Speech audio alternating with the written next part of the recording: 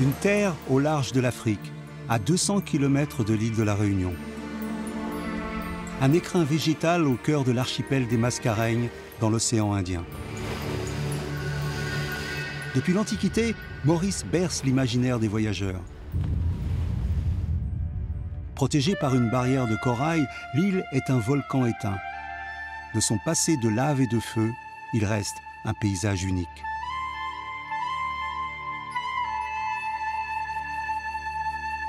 La perle des Mascareignes est aussi le sanctuaire des plus grands mammifères marins. Un homme a su saisir la beauté de cette vie sauvage. Hugues Vitry, plongeur naturaliste, appartient à ce royaume sous-marin. Il connaît chaque espèce de ce monde, il est un des leurs. Mon père a ce don de pouvoir parler aux poissons, de les attirer. On est avec un extraterrestre.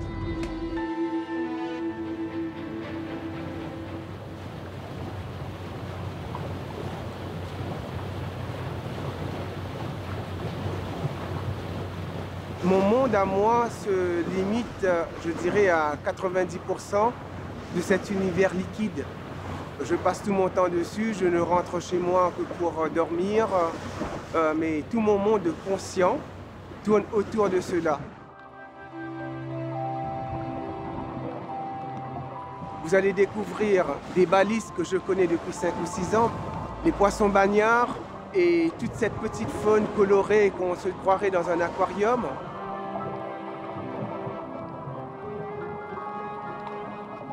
Je connais à peu près tous les animaux qui sont dans notre environnement, dans cette partie de l'île Maurice.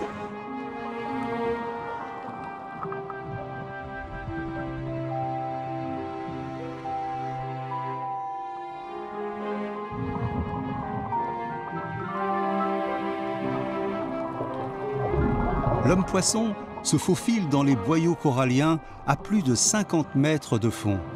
Il s'accorde une petite halte auprès des crevettes nettoyeuses, le temps de profiter d'un petit brossage de dents affectueux.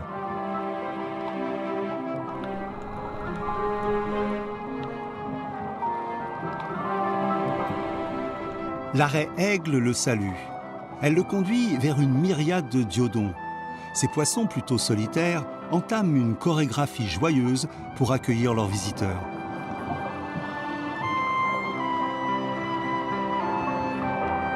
Hugues ne s'attarde pas, il a rendez-vous avec un compagnon de jeu. Animal redouté au croc acéré, le baliste vient chercher son partenaire. Je fais ce que j'en veux, donc je peux lui dire pose par ici, je veux l'autre profil, et ben monte, descend, tu gênes par là, donc ça c'est un peu marrant, ça fait marrer un peu tout le monde. On est sur une nouvelle planète avec des êtres complètement différents qui ne sont pas agressifs. C'est un élément que j'ai adopté, hein, je dirais. Il n'y a rien de comparable. C'est le seul endroit où on peut faire comme Peter Pan voler.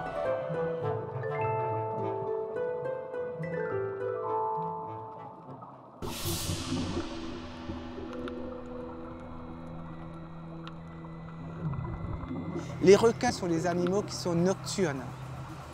Le matin, ils restent dans leur trou, mais la nuit, ça sort, ça chasse. J'ai jamais vraiment eu peur de côtoyer ces animaux parce que pour moi, j'ai une philosophie.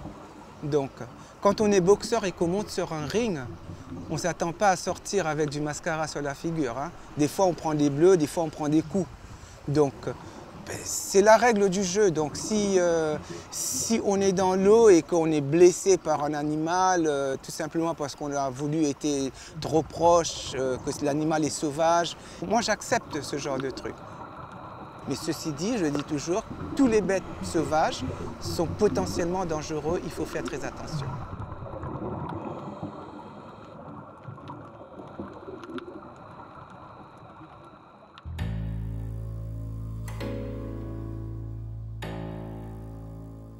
J'ai toujours été très fort en dessin. En fait, ça m'a passionné depuis l'enfance. Comme tous les enfants ont l'habitude on leur donne des crayons à la maternelle pour dessiner.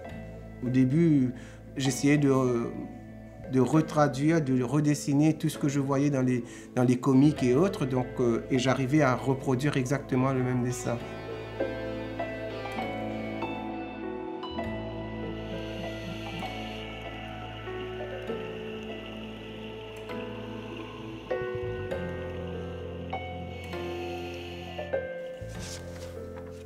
Dans les années 70, comme tous les jeunes de l'époque, je pratiquais la chasse sous-marine. Quand j'ai montré ces dessins à mes copains d'école, ils ont cru que je fabulais complètement, que c'était pas possible. J'avais tous les jours cette carangue qui me narguait. Un jour, j'avais la flèche chargée, la carangue était là et elle est arrivée droit sur moi. Elle a commencé à me tourner autour, mais comme si j'étais son ami.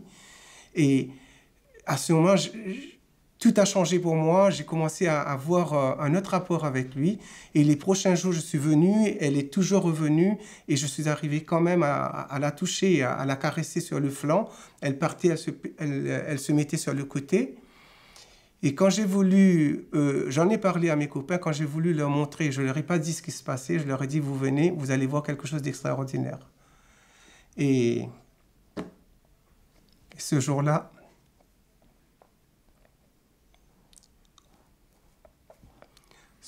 ils ont tiré la carangue.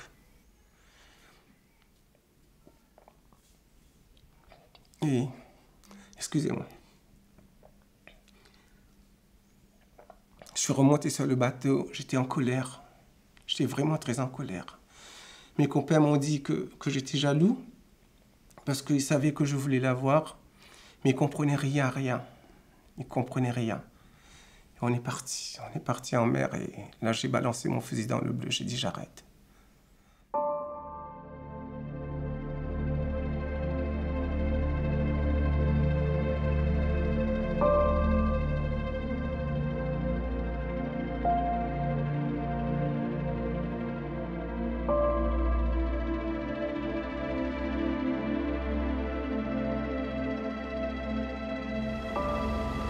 Depuis ce jour, Hugues n'a plus jamais chassé. Sa relation aux animaux en a été irrémédiablement transformée. Il est devenu leur protecteur. Sur cette plongée, on va aller voir une très vieille amie que je connais depuis quand même pas mal de temps. Vous allez découvrir, c'est une murène javanaise qui fait environ 1,80 m et que je connais, on va dire, depuis presque une vingtaine d'années. Ouais.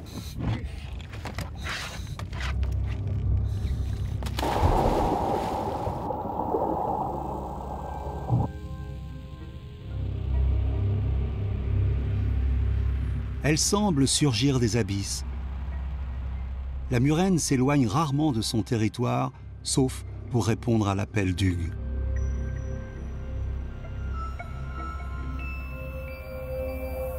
Le plongeur émet des sons bien particuliers qu'elle seule reconnaît. L'animal à la gueule effrayante au corps de long serpent s'avère le plus fidèle et le plus tendre des amis.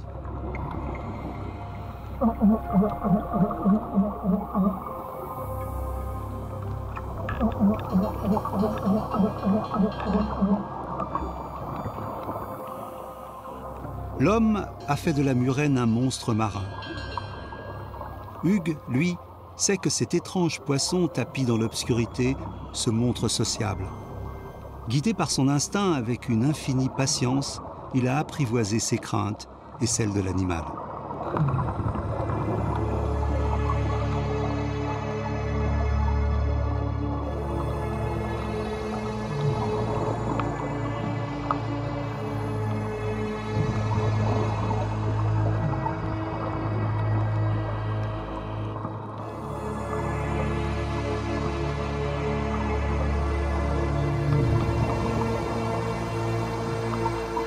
Avant, les pêcheurs qui connaissaient ma relation avec la murène, ils m'ont averti que la murène était rentrée dans leur casier. Je leur ai dit, bon, ben, je vous paye et vous le relâchez. Et le pêcheur, il a été vraiment sympa. Il est revenu vers moi, il m'a dit, ben, écoute, je l'ai relâché, moi je lui ai payé.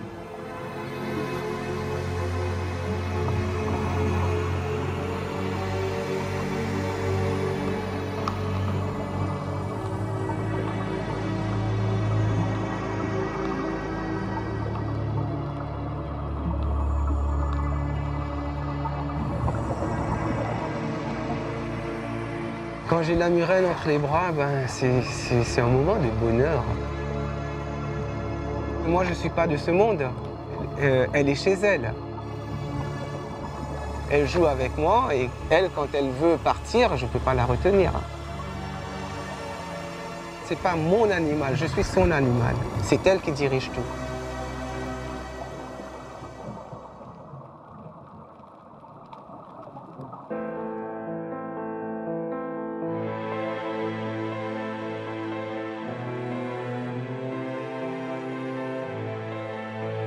À quelques encablures du lagon turquoise, les pitons s'élèvent du sol volcanique. Certains, comme le piton de Rivière-Noire, dépassent les 800 mètres.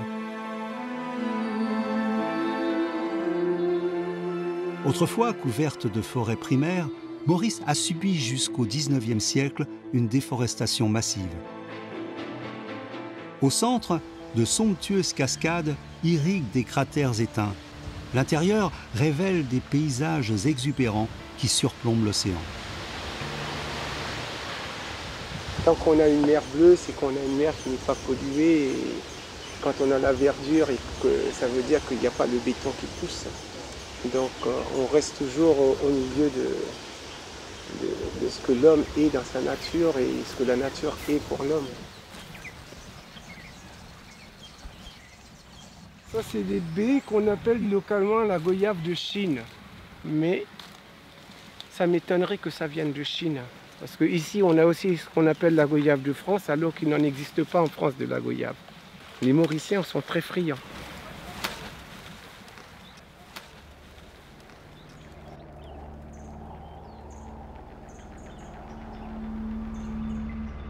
Le cerf rusa, aujourd'hui emblématique de la faune locale, est arrivé dans les cales d'un navire hollandais en 1639. Il faut s'éloigner du rivage pour découvrir l'île originelle. La forêt primaire laisse entrevoir la magie d'un monde sans présence humaine.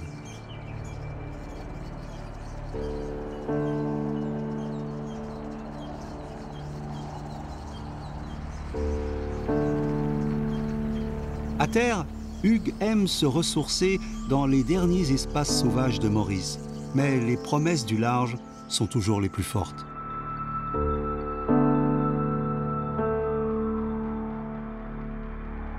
Ce lien charnel avec l'univers sous-marin, Hugues le partage avec l'autre passion de sa vie, sa fille, Claire. Hugues lui a transmis l'amour inconditionnel du monde animal. Montre bien tes affaires, hein. Depuis que je suis toute petite, il m'a tout appris. Il m'a donné l'envie de la plonger en fait. Et à partir de 6 ans, je crois, j'ai commencé à faire un peu ma jalouse. Et du coup, il m'a commencé à m'emmener 1 mètre sous l'eau. Du coup, bah oui, il m'a entraîné dans toutes ses aventures.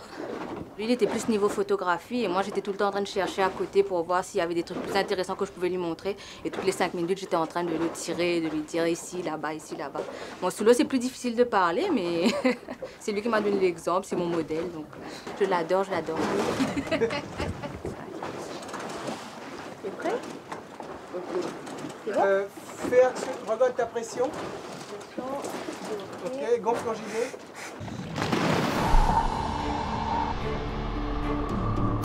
La jeune femme s'immerge avec bonheur dans le jardin secret d'Hugues, ce jardin merveilleux de son enfance sous la mer. Les habitants hospitaliers se livrent sans retenue au père comme à la fille.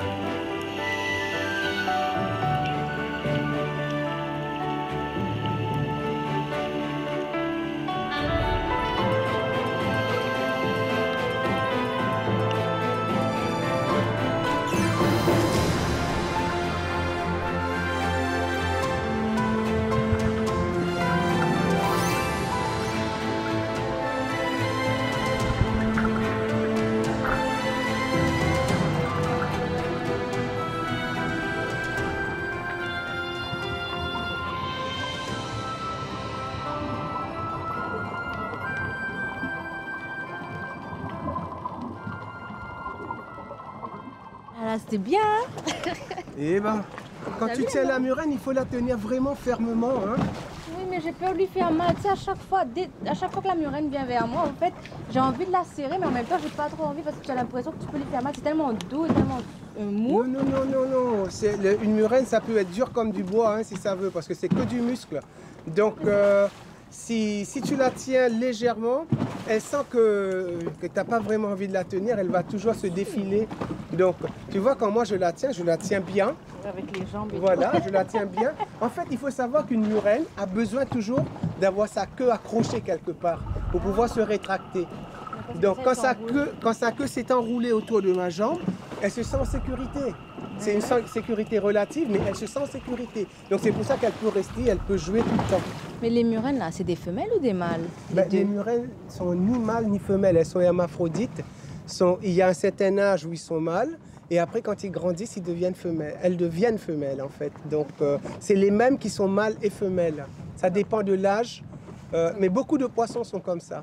Et t'as vu quand tu jouais avec le baliste, là, derrière le gros rocher, à un moment, moi, j'ai vu une queue de poisson. J'ai dit, ben, c'est un petit peu trop gros pour être un petit poisson, ça. Donc, je me suis penchée. Oui, je me suis penchée. J'ai vu cette grosse carotte. J'étais là, viens voir, viens voir. Enfin, j'arrivais pas à faire le même bruit que toi sous l'eau, mais j'étais là. Mon père, il a ce don de pouvoir parler aux poissons, de les attirer. Il prend le temps de les connaître et de les mettre à l'aise eux aussi. C'est comme les plongeurs en fait. Il doit mettre les plongeurs à l'aise par rapport aux poissons et il va aussi mettre les poissons à l'aise par rapport à nous. Donc.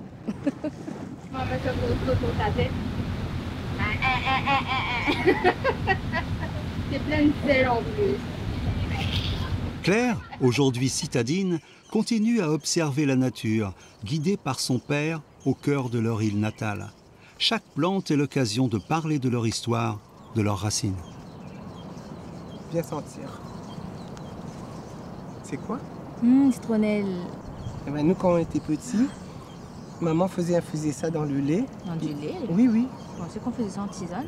Mais à l'époque, pour nous, les enfants, on faisait ça avec du lait, avec un peu de sucre, et on buvait ça tout le temps. C'est bon? Oh, c'est bon. En mer comme à terre, Hugues n'abandonnerait jamais un animal en détresse. Avant la naissance de Claire, il a adopté un jeune orphelin. C'était Kiki. On l'avait retrouvé parce qu'il y avait des chasseurs qui avaient tiré, Ah, qui avait tué sa mère, tu m'avais dit. Ouais, qui avaient tué sa mère. Il urinait partout dans la maison, on lui mettait des langes. Et quand il voulait dormir la nuit, donc quand il était fatigué, que c'était l'heure pour lui d'aller dormir, il traînait, il amenait le lange là, et se mettait sur le dos. Et nous, on lui attachait les langes, on mettait les épingles à nourrice. En fait, vous vous êtes entraîné sur lui avant de m'avoir moi, c'est ça? Vous avez fait un essai avec le sien, j'ai dit c'est bon, vous pouvez...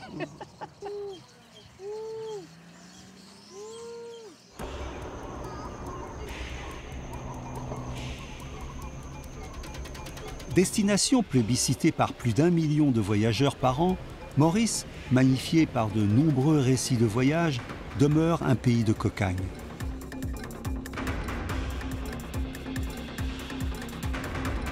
Ce paradis est menacé par l'urbanisation et le réchauffement climatique qui tue ses coraux et assèche ses rivières.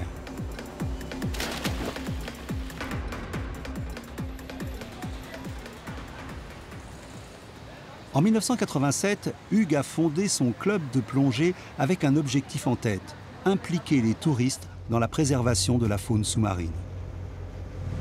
Le professionnel aguerri s'adresse en priorité aux jeunes. Il les entraîne dans un univers insoupçonné. Hugues se fait éclaireur et démontre que l'homme peut réparer les dégâts qu'il inflige à la nature. T'as pris tes plombs? Oui. On va vérifier ton équipement un peu pour voir si c'est ouvert. 2, 3.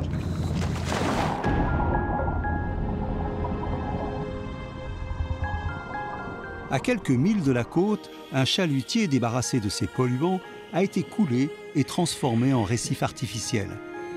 Dans un futur proche, il abritera une réserve de vie foisonnante.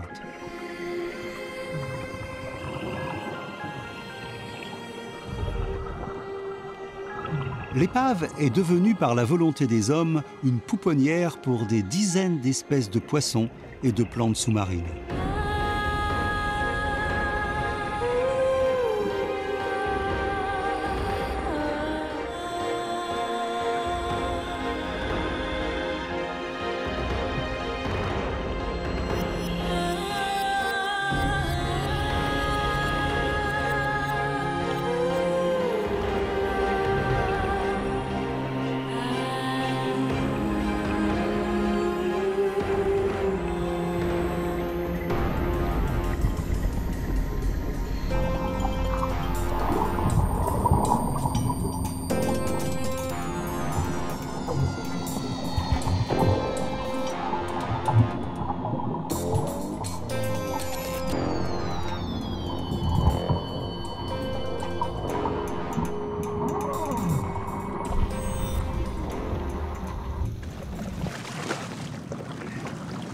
Prends la dernière marche, voilà.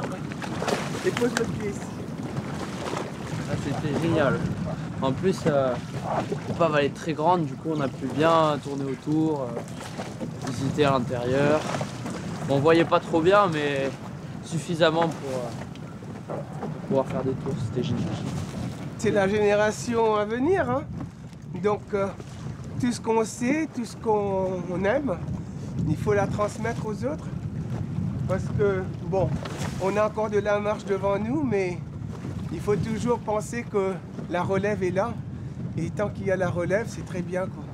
C'est très important de nos jours, avec tout ce qui se passe, la montée des eaux, les réchauffements climatiques, le blanchiment des coraux.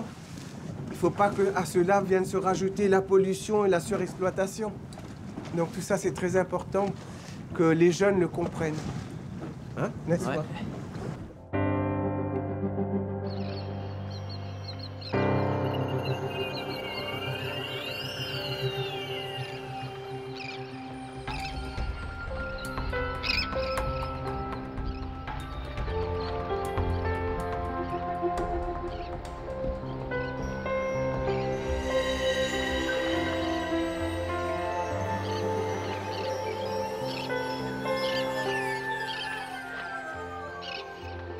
Ça, les cachalots, ça va être du bonheur.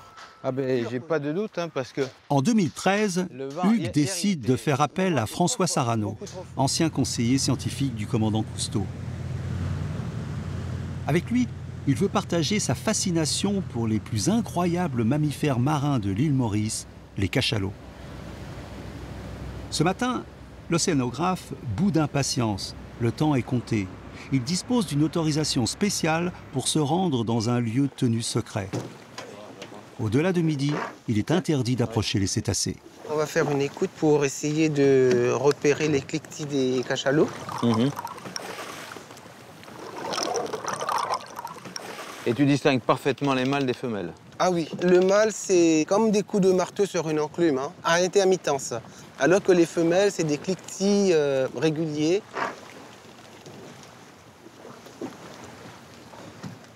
Refais voir, encore une seconde.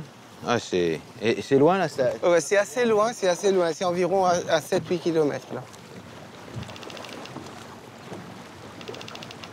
Bah, vous avez une grosse habitude, hein, parce que c'est pas si simple. Hein. C'est pas si simple.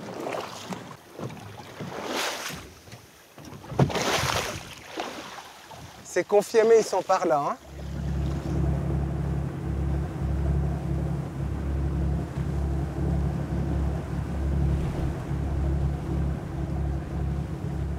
Ils arrivent vers l'arrière du bateau.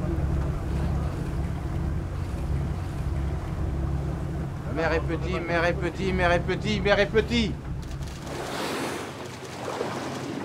Il y en a un gros ici. Voilà, juste là, là. Il est à 200 mètres et il vient de souffler juste derrière. Ah, c'est peut-être le grand mâle. Juste derrière, là. C'est peut-être le grand mâle. Wow. Ça saute là-bas, ça saute, ça saute.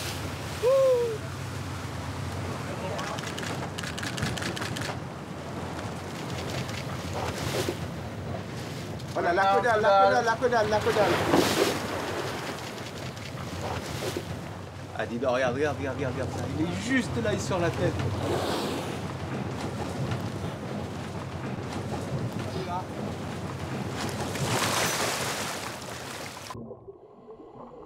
Pour François, c'est un moment exceptionnel.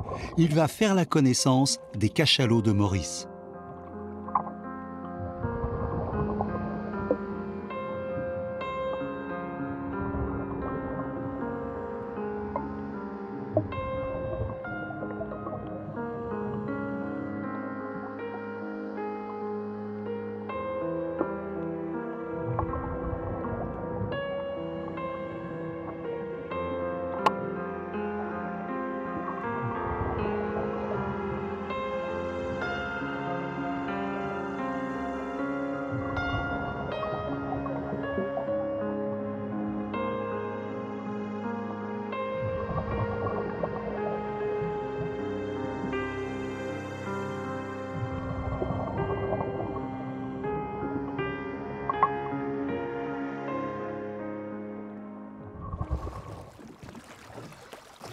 Oh, joli. extraordinaire. Tu as vu la mer avec la gueule ouverte là? Elle avait non seulement la gueule ouverte, mais la mâchoire inférieure là, a été cassée. En tout Donc- cas, le petit. Ah ouais. Elle sollicitait du lait de sa mère. Mais comme la mère avançait, elle partait toujours, elle essayait de téter. Hein. Magnifique, Ouais. magnifique. Puis alors les caudales, hein. À un Ouais. moment donné, j'étais sur la caudale.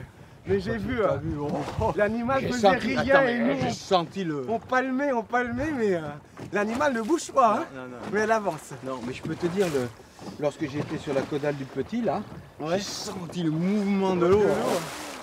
C'était extraordinaire. Ah bah on va recommencer, hein, ils sont pas très loin. Ah Hein. oui, non, puis il n'a pas peur. Tu te retrouves face à quelque chose qui te dépasse complètement. Le plus grand carnivore de la création, c'est quand même les animaux qui vont à 2000 mètres de profondeur, c'est des animaux qui font des apnées de 1 heure. Et c'est des animaux sur lesquels on ne sait rien. Lui vit dans un monde que nous n'avons pas exploré. Il vit dans un autre monde. C'est ça qui est extraordinaire. La société des cachalots est hyper complexe et pleine de tendresse. On dirait presque affectueux les uns avec les autres. Ils se frottent les Ouais, uns contre les définitivement, parce autres. qu'on ressent cette tendresse quand ils se touchent et on le voit aux yeux. Des animaux qui font 50 tonnes et qui sont incroyablement sensibles. T'as le mot, je sais.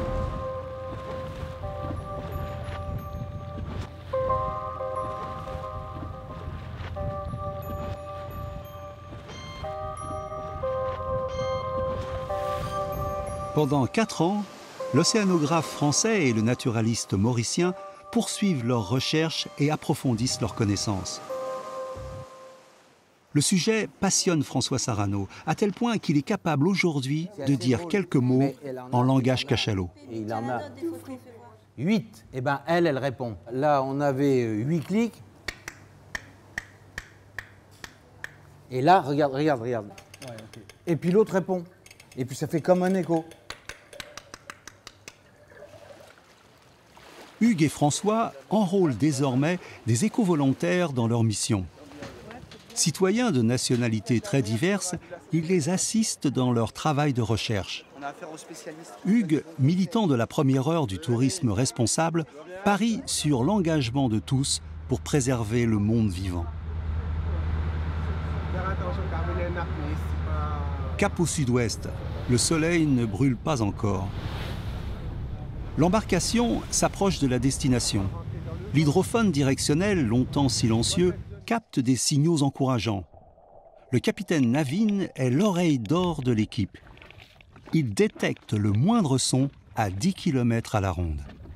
À ses côtés, Axel, responsable des éco-volontaires, est soulagé. L'opération va se dérouler dans de bonnes conditions. Albion.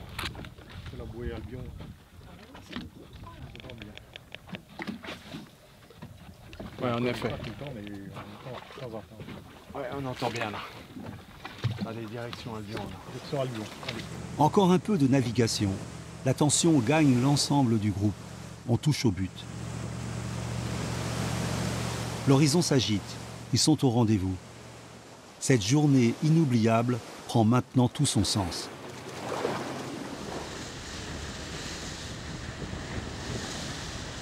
Ne pas naviguer trop près d'eux, les laisser choisir de venir ou de partir. La petite embarcation attend le bon vouloir des géants des mers, les cachalots. Enfin, Hugues donne les dernières consignes.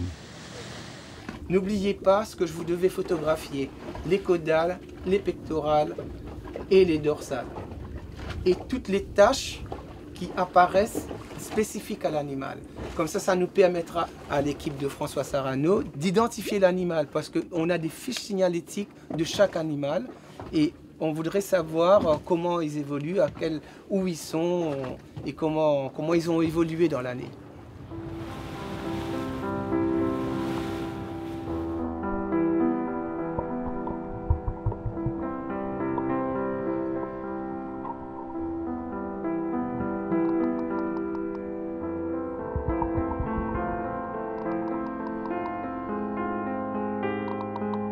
Ils sont là, dans le bleu profond de l'océan, impassibles face à ces nageurs qui les figent sur un petit écran. Les éco-volontaires découvrent peu à peu les cachalots. La nature leur offre un cadeau inestimable. Il y en a un, puis deux, puis tout un groupe. Des femelles sédentarisées, des jeunes, des bébés.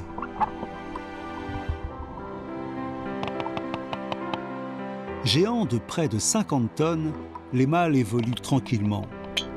Ils rejoignent les eaux mauriciennes entre novembre et février pour s'accoupler.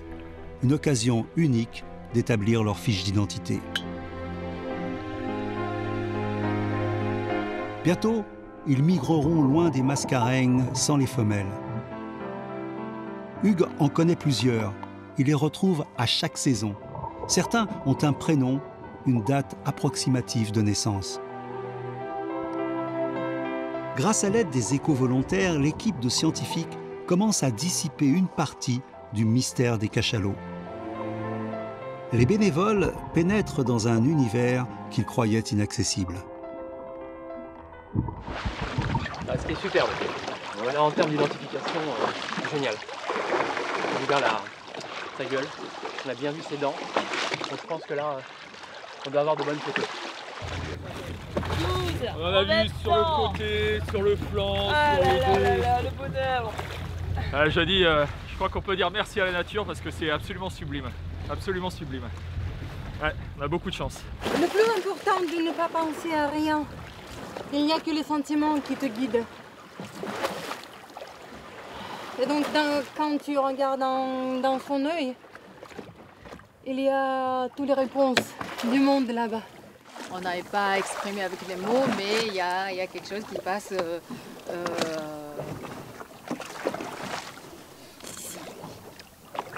dans le cœur. Rémi a 12 ans. Il a le privilège de participer à cette mission. Muni de sa petite caméra, le collégien va vivre une semaine extraordinaire. Il y en a qui arrivent, regardez aussi un peu partout, il y en a derrière. Hein.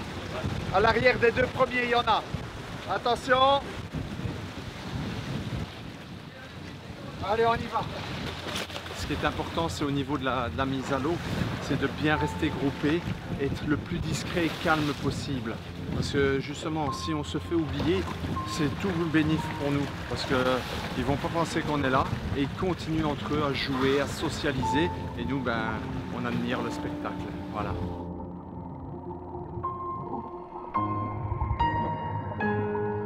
Une femelle à mi-bas après 16 mois de gestation.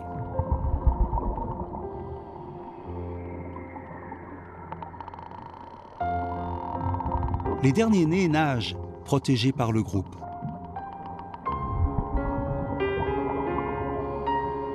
Sur leur épiderme séjournent de curieux poissons. Ce sont des rémoras, utiles et bienvenus. Ils éliminent les parasites des plus jeunes et curent les dents des adultes.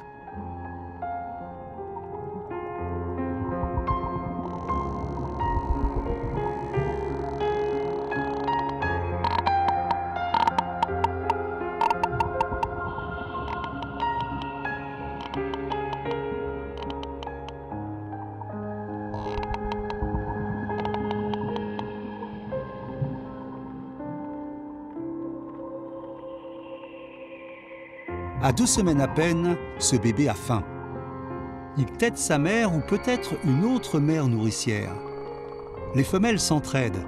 Les mamans donnent la tétée et surveillent instinctivement les petits de leurs congénères. Chez les cachalots, la période d'allaitement dure 2 ans.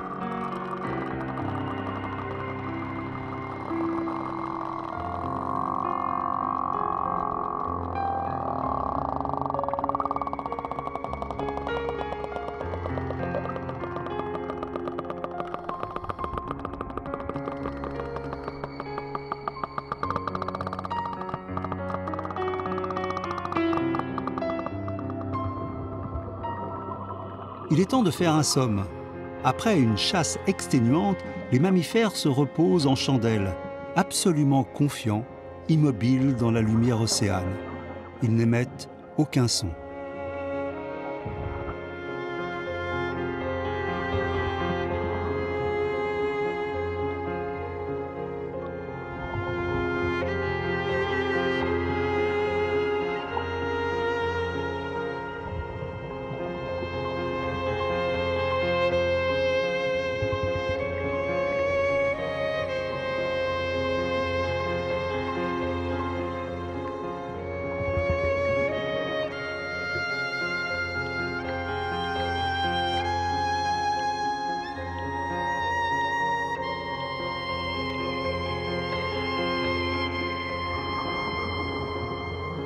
un minuscule étranger trouble à peine leur sommeil.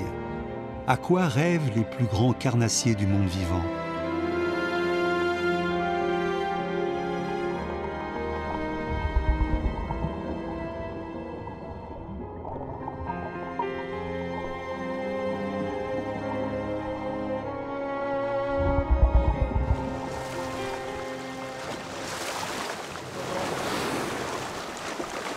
Tu vois, avec des gros animaux comme ça, il faut surtout avoir la patience.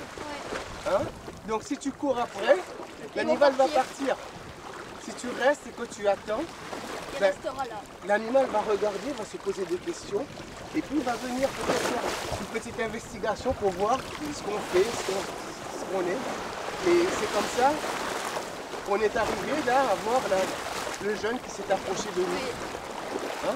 Ouais. C'est super, hein? Ouais, c'est beau. Allez, on remonte. Allez. J'en ai filmé une où il y avait des petites bulles d'air qui remontaient à la surface par sa narine. Ah, c'était... Il n'y a pas de mots pour décrire ça.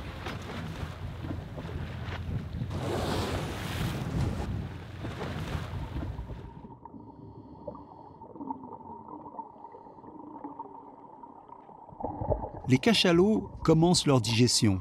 Friands de calamars qu'ils chassent à plus de 500 mètres de profondeur, ces mammifères, 10 fois plus lourds qu'un éléphant, laissent pourtant aux hommes quelques tentacules à grignoter. Eh bien voilà, la pêche a été bonne. Voilà le repas de nos amis cachalots. Quelques beaux restes de calamars. Et voilà notre repas de midi. En plus, ça a la super lumière. Celle-là est magique. C'est des animaux tellement merveilleux et tellement intelligents que... Mais fragiles aussi, finalement.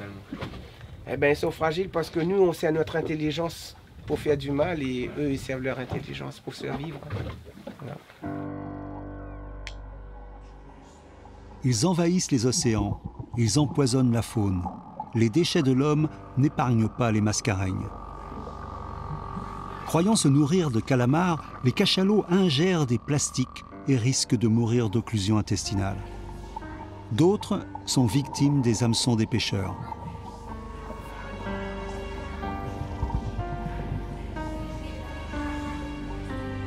Parfois, Hugues et les éco-volontaires réalisent de petits miracles. Ah, purée! Ah.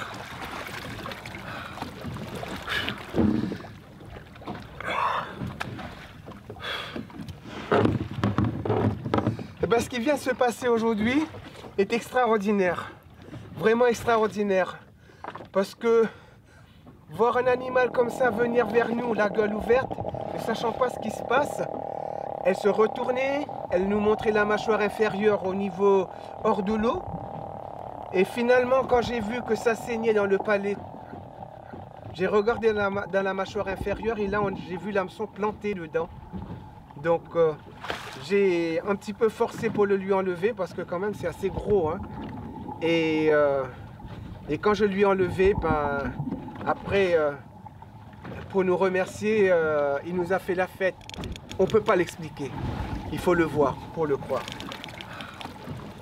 À un moment, j'ai voulu lui faire comprendre que c'était terminé, que je le remerciais aussi, qu'il me remerciait peut-être, parce que moi j'avais l'impression qu'il y avait une symbiose qui se passait. Donc je l'ai pris dans mes bras et j'ai mis ma tête contre lui en lui disant des mots dans ma tête, en espérant qu'il aura compris. Donc que c'était terminé, qu'il ne devait plus avoir peur, qu'il n'a plus mal et que l'hameçon était sorti. Voilà.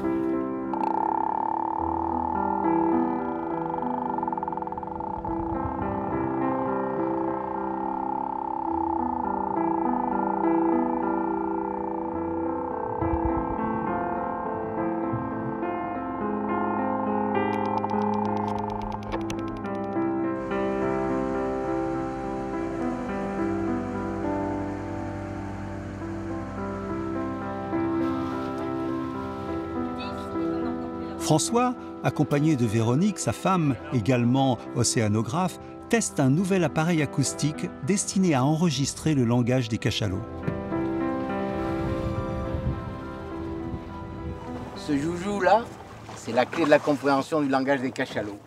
C'est un enregistreur stéréo, prototype, qui a été mis au point par Hervé Glotin et son équipe, et qui va permettre de savoir qui parle sous l'eau, même quand il y a plusieurs individus. Parce que la différence entre les deux micros va permettre de localiser la source de l'émission. S'il y a un son bien plutôt de la droite, il va arriver plus vite sur ce micro-là que sur ce micro-là. Et donc, je vais pouvoir savoir qui parle des cachalots. Et après ça, l'enregistreur qu'il a fabriqué, et qui monte jusqu'à des fréquences de 400 Hz, ce qui est tout à fait étonnant, eh bien, permet de rentrer dans l'impulsion sonore qui était mise par le cachalot, dans le clic, à l'intérieur même du clic, et de comprendre peut-être ce que le clic veut dire et si c'est une signature sonore pour chacun des individus. Chez les cachalots, l'écolocalisation, sonar naturel, est bien plus développée que la vue. Elle leur permet de discerner leur environnement, même dans la nuit des abysses. Dans chaque région du monde, les cachalots ont un langage qui leur est propre. Une séquence de clics constitue un coda. À Maurice, il faut 8 clics pour former un coda. Il en faut 5 à la Dominique. Les cachalots de l'océan Indien et ceux des Caraïbes pourraient-ils se comprendre? Mystère.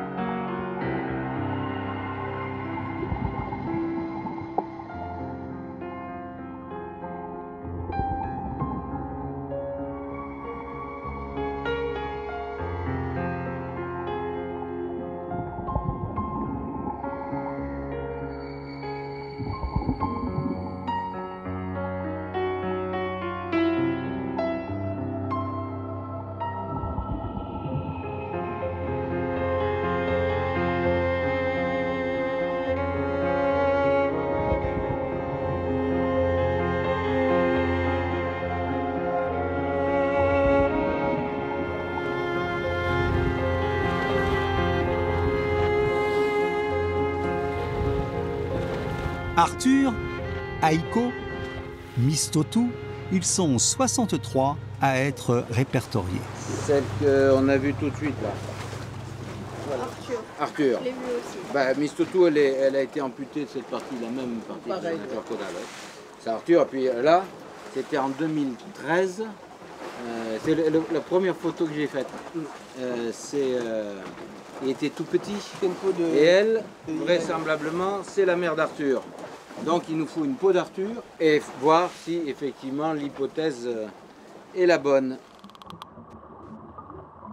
Il manque encore l'arbre généalogique de chaque individu. Une biopsie s'avère indispensable. Elle est très simple à pratiquer car les cachalots perdent leur peau en nageant ou en sautant. Ces sauts si spectaculaires s'appellent des breaches.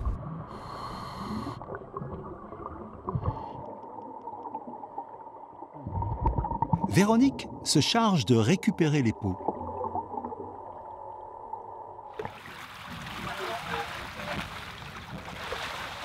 Deux échantillons là.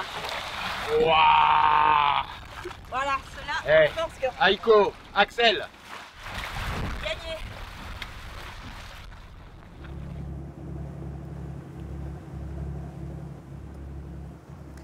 Alors aujourd'hui, on a un prélèvement identifié d'un cachalot qui s'appelle Aiko. C'est donc un prélèvement de peau qui va nous servir pour faire une analyse génétique et déterminer quelle est la carte génétique de cet animal-là. 2017, c'est l'année. Là, c'est le 3e échantillon qu'on est en train de traiter et c'est le 2e réplica, donc il s'appelle B.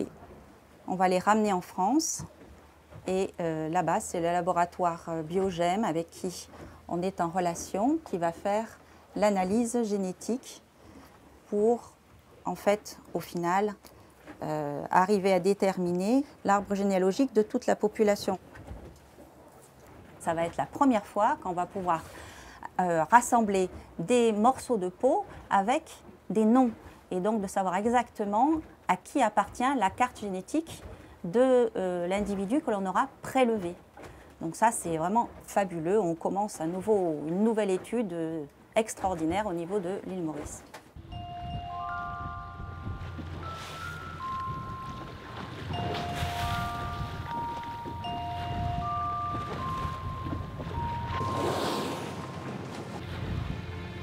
Le voile n'est pas encore levé sur tous les comportements de ces géants débonnaires.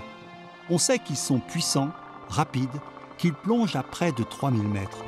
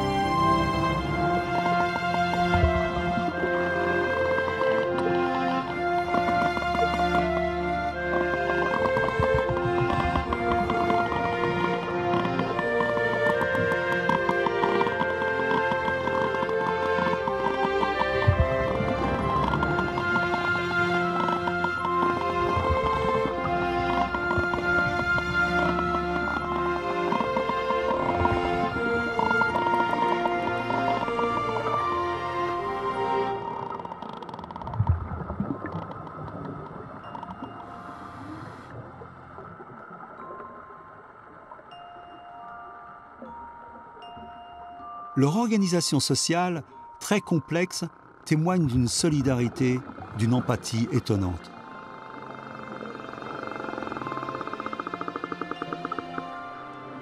Il suffit de les regarder.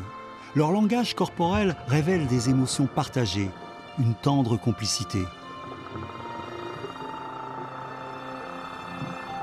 Hypersensibles, fragiles, ils sont à la fois si proches et si éloignés de l'homme.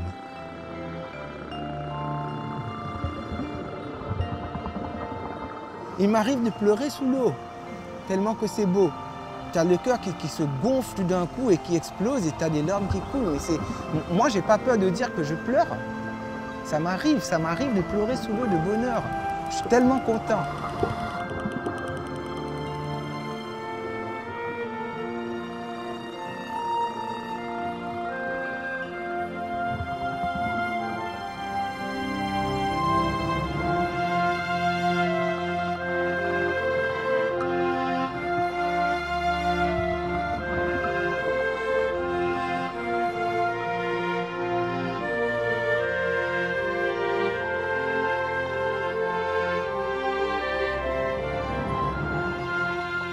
Nous sommes là comme des témoins. Nous voyons tout ce qui se passe. Nous essayons de sensibiliser le public en général, mais donnons la chance à la nature de se refaire une santé. Et la nature peut rebondir. Il faut faire quelque chose. Il faut vraiment faire quelque chose pour demain. Il faut vraiment faire quelque chose pour nos enfants.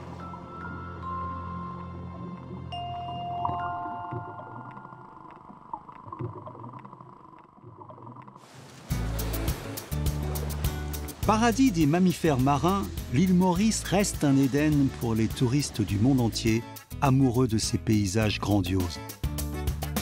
Pourtant, la perle des Mascareignes n'a pas encore livré tous ses secrets.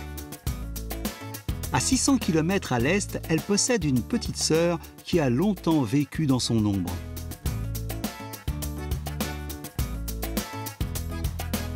Découverte au XVIe siècle par un navigateur portugais, Rodrigue est la 3e île de l'archipel des Mascareignes.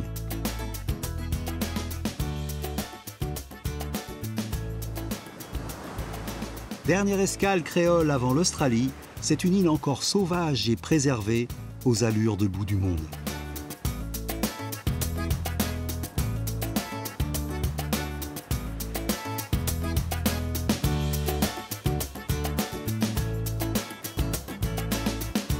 Un confetti de terre de 102 km² posé sur les eaux de l'océan Indien, au cœur d'un lagon 2 fois plus grand que lui. Avec à l'est, des plages de sable bordées de filao et des criques battues par les vagues.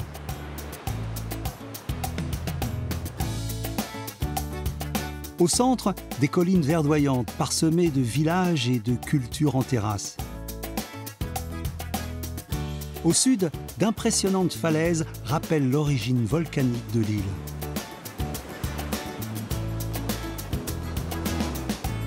Et tout autour, un immense lagon cerclé de récifs abrite plus de 1000 espèces de poissons et de coraux.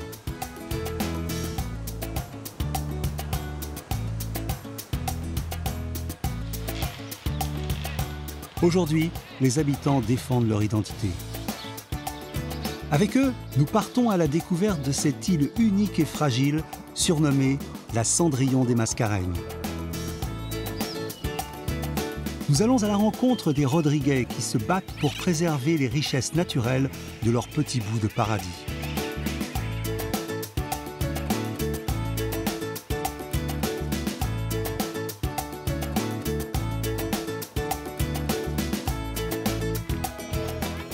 Au fil des siècles, la petite île s'est forgé un caractère unique et a su conserver son âme, son charme et sa culture authentiquement créole.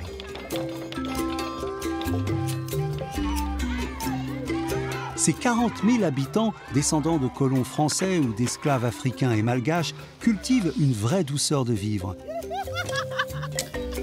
et pratiquent encore des activités ancestrales, l'élevage, l'agriculture et la pêche.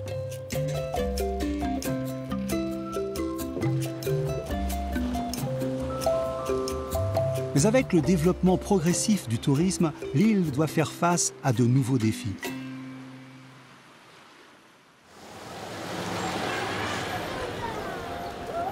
Les Rodriguais, soucieux de leur avenir, sensibilisent leurs enfants dès le plus jeune âge à la protection de la nature. Tous les matins, les cars de ramassage scolaire sillonnent les petites routes qui traversent l'île. Comme des milliers d'enfants et d'adolescents, Camille et Lordana se retrouvent pour rejoindre l'un des 7 collèges de Rodrigue, à Montlubin, dans le centre. Camille a 18 ans. Ses parents ont quitté la France il y a 20 ans pour venir vivre à Rodrigue. Elle a grandi sur cette île au milieu de l'océan Indien, se sent pleinement rodriguaise et s'est adaptée aux traditions. Ici, écoliers et lycéens portent l'uniforme, héritage du 19e siècle, époque où l'île était britannique.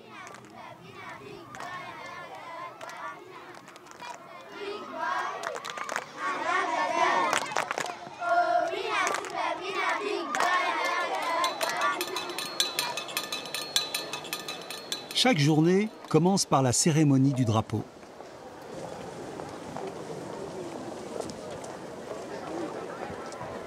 Les élèves se réunissent pour entonner en anglais l'hymne national de la République de Maurice, à laquelle Rodrigue est rattaché.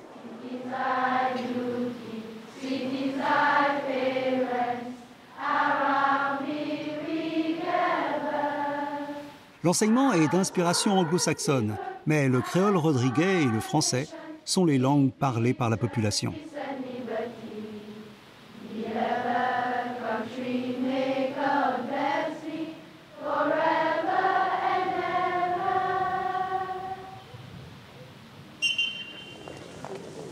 Entrez en classe, s'il vous plaît. En ordre et en discipline. Bloquez une seule classe à la fois.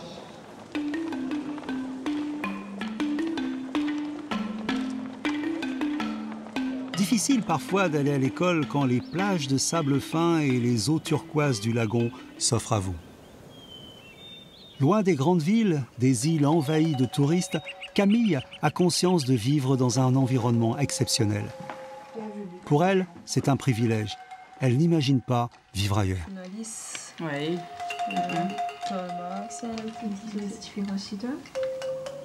Ça dépend. J'envie pas forcément les filles qui habitent en métropole. Parce que quand même, moi, j'ai une chance incroyable, c'est d'habiter sur une île. le soleil tous les jours. Même pas 5 minutes pour avoir la plage, pour pouvoir nager dans la mer. Je pense que c'est plutôt elle qui m'envie un tout petit peu. Bon, après, elles ont leurs avantages aussi. Mais bon, moi, je me sens à l'aise à Rodrigue.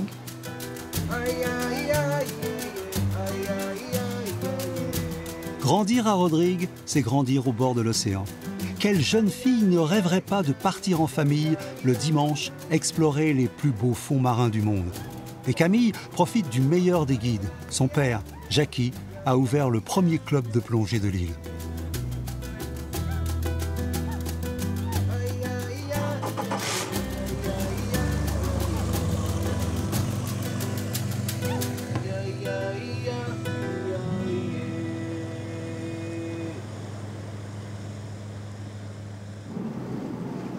Depuis qu'elle est toute petite, il lui transmet sa passion pour le monde sous-marin. C'est quand même un monde un peu irréel. On peut presque toucher tous les poissons qu'on voit. C'est quand même une beauté de la nature qu'il faut essayer de découvrir chaque jour. À chaque plongée, il y a différentes choses qu'on voit. Et c'est ça aussi qui est merveilleux quand on plonge.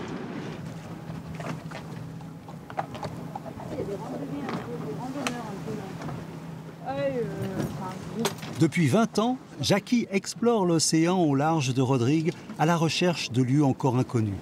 Aujourd'hui, il entraîne Camille sur le site de plongée de Camélérou, l'un des plus beaux de l'île.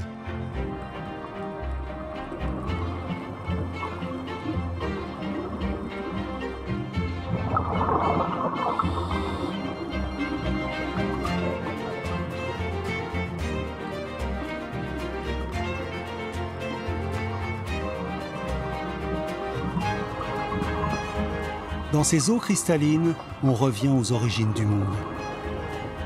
Tout est préservé, vierge, intact. La faune et la flore se déploient sans entrave.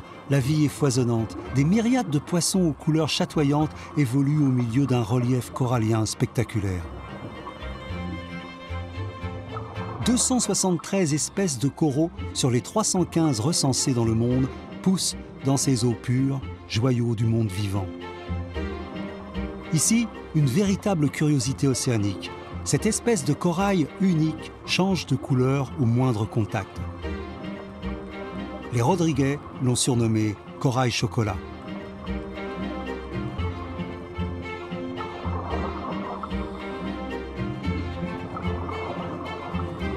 Un peu plus loin, les plongeurs croisent un poisson perroquet.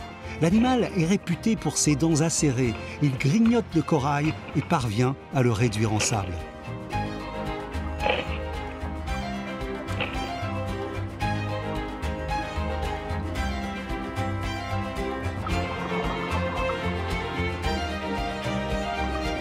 Un spectacle changeant et merveilleux dont on ne se lasse pas. Chaque plongée est une découverte.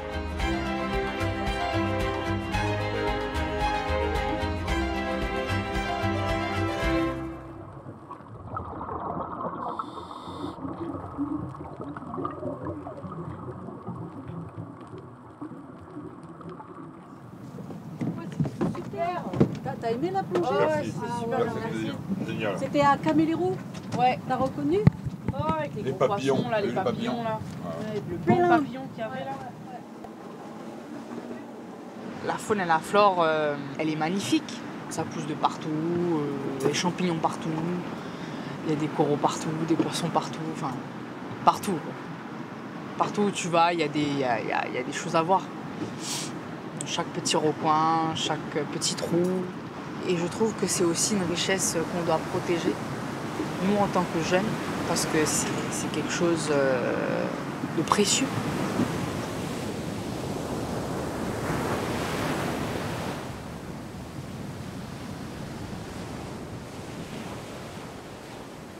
Depuis toujours, les Rodriguais vivent au rythme de cet océan qui les nourrit.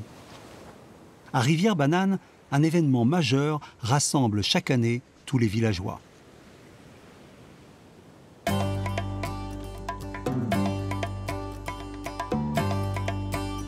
Nous sommes le 1er mars. tous les pêcheurs de l'île se sont donné rendez-vous pour l'ouverture de la pêche à la Seine.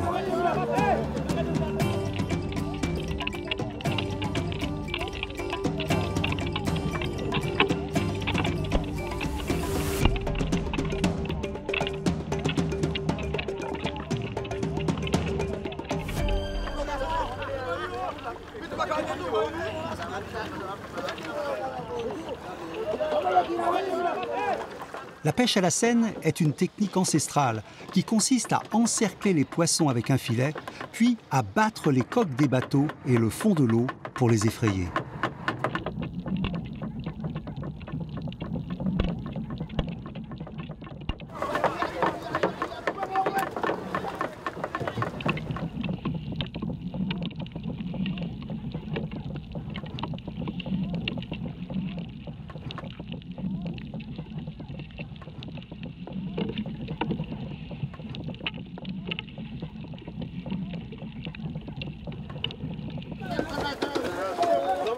Mais la pêche, longtemps miraculeuse, n'est plus aussi bonne qu'autrefois. Aujourd'hui, on ne pêche pas autant de poissons qu'auparavant. Avant, il y en avait beaucoup plus. On faisait 1 ou 2 battages et on avait plein de poissons. Aujourd'hui, il faut 7 ou 8 battages pour en avoir cette quantité.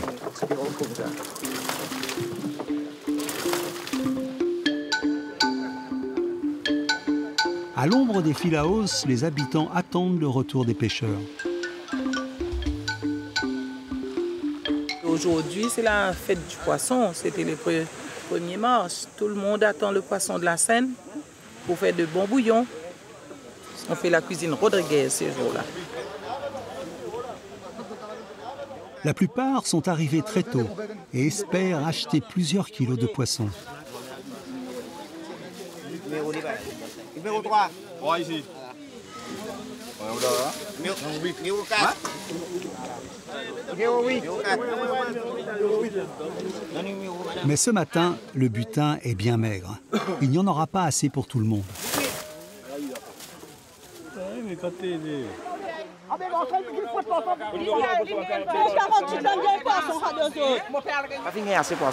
On n'a pas rapporté assez de poissons. Certains ont attendu des heures et n'en ont pas eu. Ils se sont un peu énervés. Du coup, on va devoir retourner pêcher cet après-midi. Le lagon de Rodrigue est en train de perdre son fragile équilibre.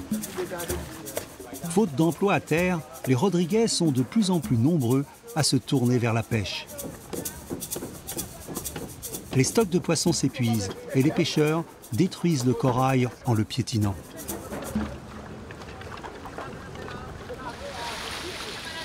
Protéger le lagon et ses ressources tout en assurant un avenir aux pêcheurs, c'est la mission que s'est fixée l'association Scholz-Rodrigue. Depuis 2001, on a vu qu'il y avait un déclin de la pêche en général.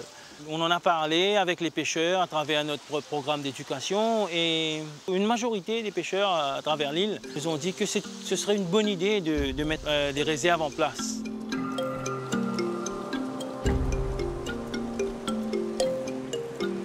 Depuis 2009, 4 réserves marines ont été créées dans les zones les plus dégradées pour permettre aux fonds marins de se régénérer. Après 1 an que ça a été mis en place, les pêcheurs d'ici, ils sont venus nous raconter qu'il y avait plus de poissons et les poissons s'approchaient de la côte. Donc c'était quelque chose de merveilleux à entendre. Depuis le temps qu'on travaille avec ces réserves-là, c'est très intéressant d'entendre que ça produit quelque chose et que ce sont les pêcheurs eux-mêmes qui voient le résultat. Non, nous comptons parce que... Depuis qu'il y a la réserve, nous, les pêcheurs, nous sommes très contents. On pêche autour de la réserve et on attrape beaucoup plus de poissons dans nos casiers.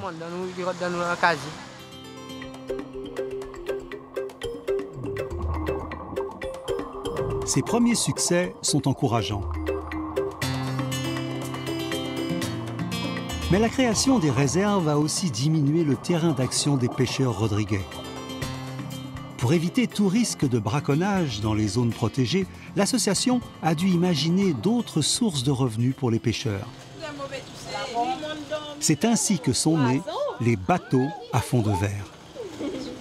Mais ça m'enlève là seulement. Je trouve un sac blanc là aussi. La gestion du bateau fond de verre se fait par les pêcheurs. Donc ils sont 34 membres au total dans l'association. Okay? Donc il faut connaître la biodiversité aux gens de Rodrigue et aux touristes qui viennent visiter. Donc c'est leur façon pour eux de protéger.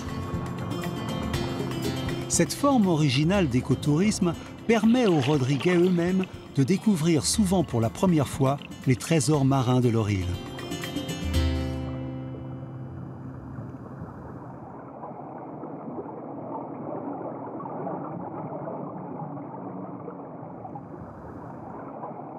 Dans le lagon rodriguais, on rencontre un autre habitant célèbre, le poulpe local que l'on appelle ici ourit.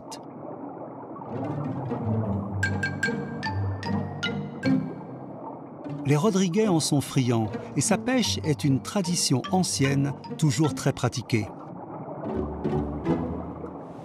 Tous les matins, à marée basse, des dizaines de piqueurs d'ourit arpentent le lagon pour débusquer ces céphalopodes, cachés dans les interstices du corail.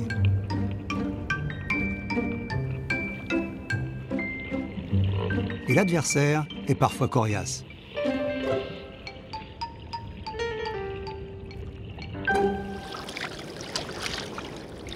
Les ourites ont beau déployer tous leurs moyens de défense, ils sont eux aussi menacés par la surpêche. Conscients du danger, les Rodriguais se mobilisent pour les protéger. Bonjour. Louisette Cupidon, elle-même piqueuse d'ourites depuis de nombreuses années, milite en faveur d'une pêche raisonnée.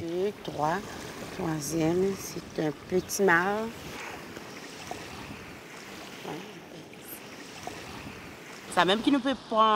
On recense les prises. On essaye de voir si la population d'ourites diminue ou augmente. On contrôle aussi le sexe et le poids de chaque poulpe. Depuis 2012, la pêche à l'ourite est réglementée. On a décidé d'agir avant que les ourites ne disparaissent. Et aussi pour savoir quelles décisions il fallait prendre. L'idée, c'était de pêcher pendant 2 ou 3 mois, puis de laisser les ourites se reproduire pendant 3 mois avant de recommencer à pêcher. C'est peut-être un bon plan pour l'avenir.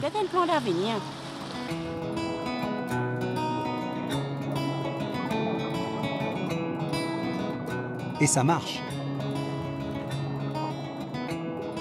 Grâce à la nouvelle réglementation, en une saison, le nombre d'ourites dans le lagon a augmenté de façon spectaculaire. Et les Rodriguais peuvent continuer à se délecter de ce mets typique de la cuisine locale.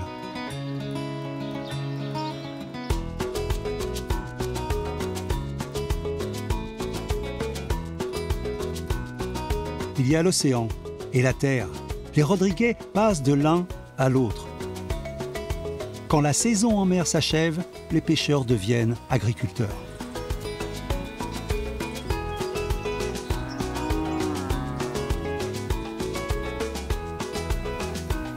Tout se transforme.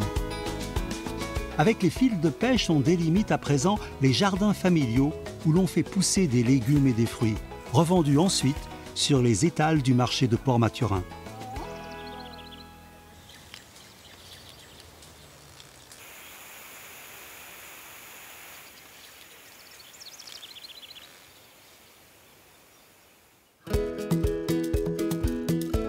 Située sur la côte nord de l'île, Port-Mathurin est la capitale de Rodrigue.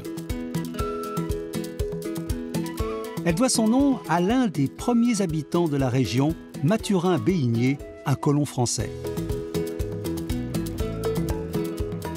La petite ville est à la fois le cœur économique et l'unique port de l'île. C'est une cité chaleureuse et attachante où ses 6000 habitants cultivent un art de vivre typiquement rodriguais.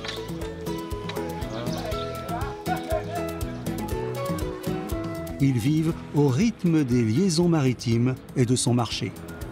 C'est le point névralgique de Port-Mathurin et l'un des plus beaux des Mascareignes. Et voilà, monsieur. Sur les étals aux 1000 couleurs, on retrouve toute la diversité du terroir rodriguais.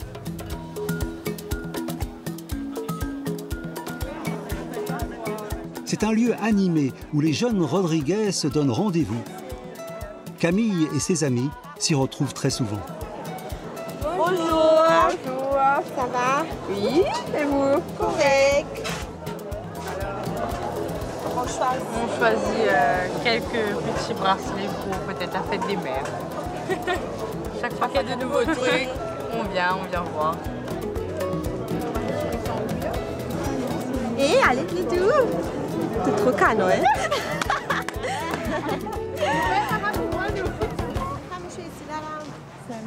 Les jeunes filles en profitent pour aller déjeuner dans leur restaurant préféré. Bonjour. Bien et toi? Ça fait longtemps? Très très longtemps. Bien, c'est bon, merci. Allez, on a notre carte ici, regardez, et après je passe prendre la commande. Ok, merci. On vient souvent ici le samedi pour déjeuner entre copines. Et on aime bien cet endroit parce que c'est agréable, c'est convivial et puis c'est sympa, surtout pour les jeunes. Il y a des trucs un peu différents des autres restaurants, alors on aime bien venir ici. La nourriture est très bonne. Les légumes sont bio, mais bon, on fait quand même attention à ce qu'on mange. On essaye de manger des plats équilibrés, mais on aime bien manger alors.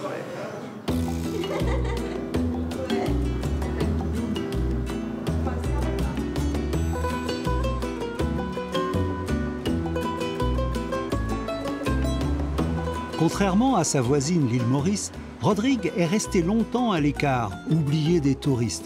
Aujourd'hui, elle séduit de plus en plus de visiteurs en quête de calme et d'authenticité.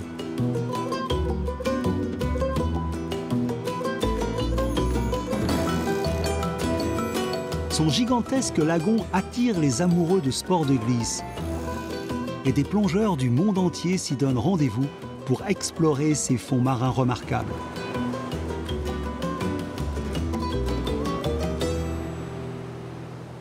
Plus que jamais, les Rodriguais doivent se montrer vigilants et protéger leur extraordinaire patrimoine vivant.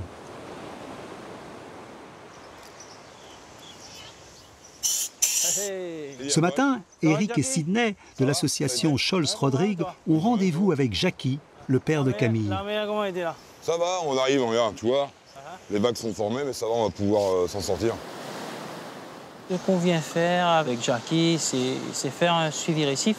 C'est voir un petit peu l'état des coraux, du poisson, des invertébrés, tout ça. Et c'est très bien qu'on ait la collaboration de ces personnes-là qui sont très intéressées aussi par la conservation du corail et du fond marin rodriguais.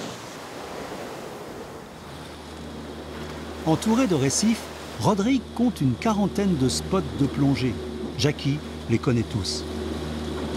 Impliqué dans la protection de la faune sous-marine, il accueille l'équipe de Scholz 2 fois par an pour des missions de surveillance.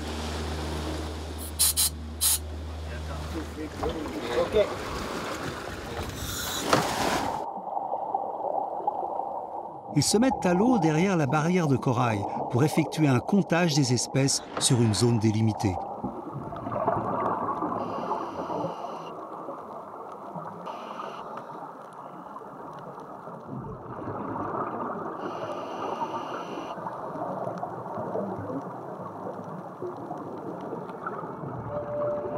Les premières observations sont rassurantes. Sur la pente, les coraux sont intacts et en parfaite santé. Ce récif est encore épargné par les dégradations et la pollution humaine.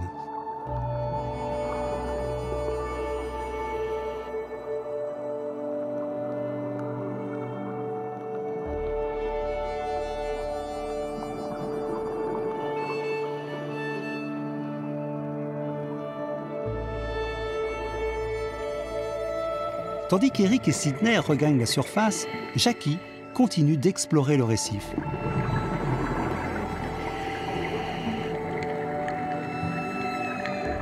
Sous l'eau, il aime se laisser porter et admirer le spectacle que lui offre la nature.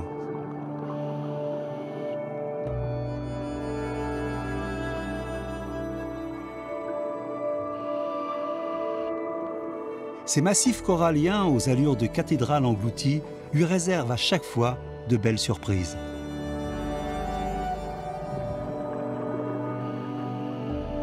Aujourd'hui, ce sont ces poissons trompettes au museau allongé et ces langoustes tapis dans un recoin du corail.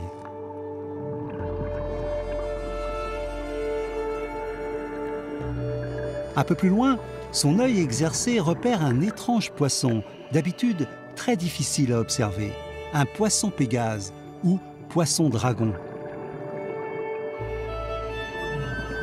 Il se laisse approcher. Ici, l'homme n'est pas son ennemi.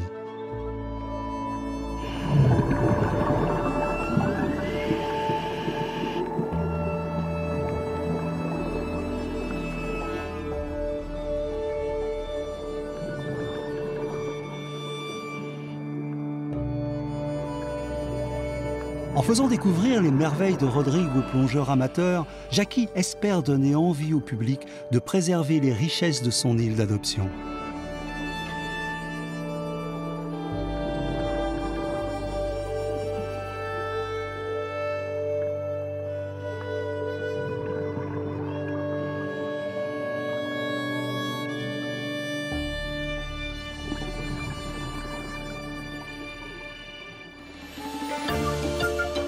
Sept îlots coralliens ceinturent l'île de Rodrigue. Au large de la côte ouest, l'île aux cocos est le plus admirable. Ce minuscule radeau de sable d'à peine 1,5 km de long est devenu un refuge naturel pour des milliers d'oiseaux marins. Transformé en réserve, on peut y admirer des colonies entières de sternes, plusieurs espèces de nudibrancs et des goélettes blanches que les Rodriguais surnomment les oiseaux de la Vierge.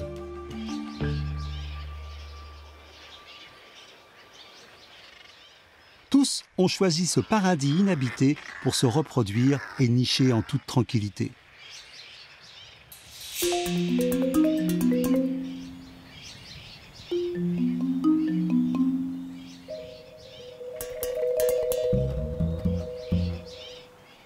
Paul Prosper est guide naturaliste. En période de ponte, il vient ici régulièrement pour vérifier les nids. Voilà, ici c'est le maquois, c'est un petit maquois, un petit nudibranc qui vient sortir de la coquille, moins de 24 heures. Et donc voilà, comme vous pouvez voir, c'est un oisillon blanc, c'est un mâle, enfin comme on connaît, parce que la femelle c'est noir quand c'est tout petit. Alors ces oiseaux-là, ils ont choisi l'île parce qu'ici, en plus, il n'y a pas de prédateurs, ils sont en sécurité ici. Et ici, c'est comme une couveuse pour eux. Elles n'ont pas besoin de rester sur l'œuf pendant toute la journée. C'est la chaleur du sable qui aide l'œuf à éclore. Ici, on a 4 types d'oiseaux. En fait, ce sont des oiseaux migrateurs qui viennent ici pendant une période de 6 mois, les 6 mois d'été, pour la reproduction. Et les oiseaux volent de très très loin, elles peuvent traverser même l'Atlantique Sud pour arriver jusque-là. Chaque espèce a sa technique de ponte bien à elle. Et celle des goélettes blanches est particulièrement périlleuse. Les oiseaux, elles ne font pas de nid. C'est ça la différence entre les sternes et les nudis. C'est que les nudis, eux, elles font des nids, mais les sternes ne font pas de nid. Des fois, on peut voir que l'oiseau pose l'œuf directement sur la fourche de la branche. Et ce qui est intéressant, c'est que l'œuf n'est pas collé sur la branche, c'est posé avec une précision extraordinaire qu'on n'arrive pas à comprendre. Et on a pu voir aussi dans l'arbre des nids. Ce sont des oiseaux qu'on appelle la malaine ici, hein, le nom local. En français, c'est le nudimariane. De le nom latin, c'est le Anus ternuirostris. Et ces oiseaux-là, elles font leur nid avec des algues, les cimentent avec leur propre guano, quelques feuilles mortes pour les solidifier. Et l'oiseau prend un seul œuf aussi, que l'œuf prend environ 45 jours jusqu'à l'éclosion. 7 à 8 mois pour atteindre l'âge adulte. Et les oiseaux sont très fidèles, qui restent en couple pendant très longtemps. Et s'il n'y a qu'un des deux meurt, c'est possible que l'autre aussi après peuvent mourir après par la chagrin.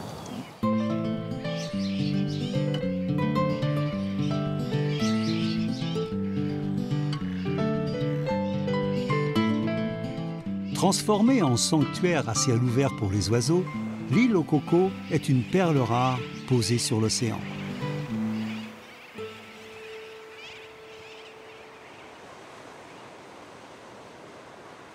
Retour sur l'île principale.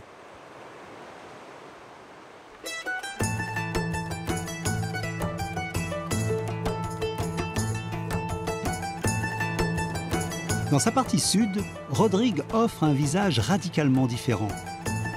Ici, l'érosion du plateau calcaire a créé d'impressionnantes cavités souterraines.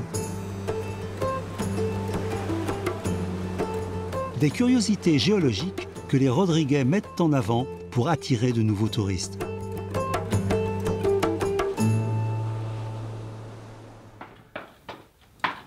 Paul Prosper, guide sur l'île aux cocos, assure aussi les visites de la plus somptueuse et la plus imposante des grottes, la caverne Patate.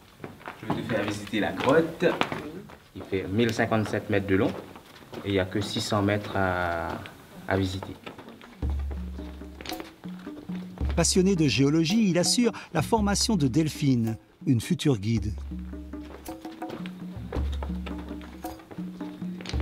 Bientôt, c'est elle qui fera découvrir aux touristes les secrets de cette caverne sculptée par l'eau au fil des siècles.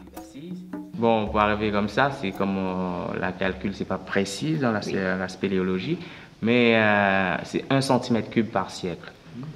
C'est à peu près 10 000 ans. 10 000 ans. Ouais.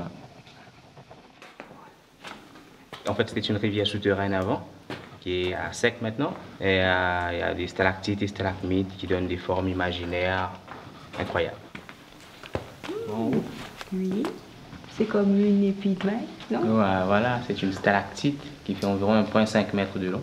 Ça ressemble à une épi de maïs à l'envers ou une carotte dans sa vraie position, comme on veut. Oui. Et l'âge de cette pièce, ça peut avoir jusqu'à 15 000 ans, tu vois.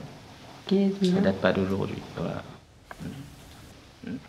Et ici, des formations qui sont noircies. Là où on est à 45 mètres sous terre, voilà pourquoi on a un peu plus chaud. On est à 8 mètres en dessous le niveau de la mer. Et comme tu vois ici, c'est la partie le plus haut de la grotte, qui fait 17 mètres de haut. Et à partir de là au plafond, on a encore 20 mètres d'épaisseur pour atteindre la surface. Le duo s'enfonce dans les entrailles de l'île, peuplée de créatures fantastiques. Bon voilà, il y a aussi une sorcière dans la grotte ici. Protéger la grotte. Et regardez sur le mur. Voilà la sorcière qui apparaît. Et le bébé devant sur le balai. Et elle berce. Et elle donne un bisou au bébé. Paul donne à la jeune femme une méthode infaillible pour se repérer dans le labyrinthe de pierre. Bon, voilà ici en haut, tu vois ces formations qui est très rare, qu'on ne voit pas dans toutes les grottes, qu'on appelle les électites. Et les électites, on trouve plutôt à l'entrée d'une grotte ou à la sortie. Et maintenant, si tu veux savoir où est la sortie, il faut juste partir contre vent. C'est bon? Je ne vais pas me perdre. Dans quelques jours, Delphine accueillera son premier groupe de visiteurs au cœur de la caverne. L'occasion pour elle de faire connaître ce trésor du patrimoine rodriguais.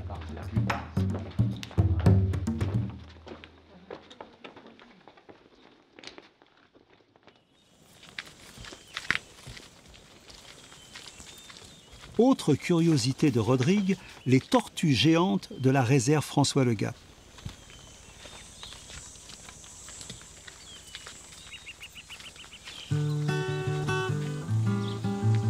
Ouverte en 2007, elle accueille aujourd'hui plusieurs milliers de tortues terrestres qui vivent en semi-liberté dans un parc naturel de 19 hectares, sous l'œil bienveillant d'Aurel André, le gardien des lieux. C'est pas trop chaud. Tu vas te caresser, n'est-ce pas? Voilà. Avec l'arrivée des hommes et l'exploitation de l'île, on a quand même perdu les 2 espèces de tortues endémiques de Rodrigue. La dernière a été vue en 1795, et puis depuis, on n'a plus parlé. À l'origine, l'île était peuplée de centaines de milliers de tortues géantes. François Legat, le premier habitant de l'île, prétendait que l'on pouvait marcher sur leur dos sans poser le pied à terre. Mais au XVIIIe siècle, les hommes ont commencé à les chasser pour leur viande. Après 100 ans d'exploitation intensive, les animaux ont totalement disparu au début du XIXe siècle.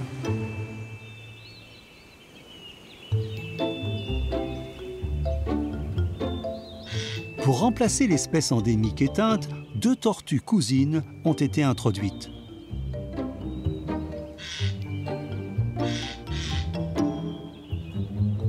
La première est l'une des plus grosses du monde.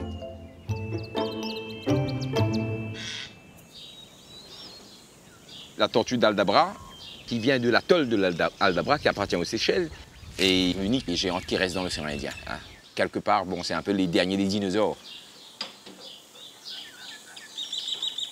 La seconde, la tortue radiata, est reconnaissable aux rayons étoilés qui ornent sa carapace. Plus petite, elle est originaire de Madagascar. Les 2 tortues sont 2 espèces de l'océan Indien, réintroduites dans une île de l'océan Indien.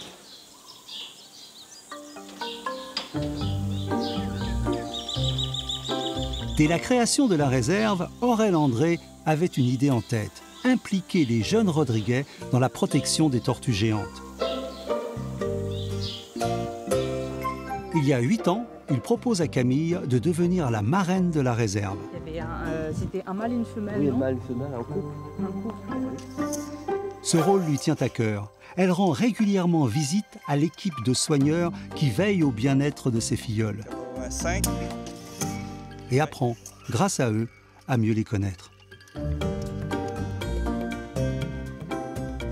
Mes parents, on avait 2 types de tortues. Une tortue géante qui pouvait être long jusqu'à 1,20 m, mais ça a été exterminé par l'homme. Mais surtout les marins, parce que les marins, ils savaient qu'une tortue peut rester 1 mois, sans manger, sans boire. Ils n'avaient qu'à les prendre pour mettre sur le bateau.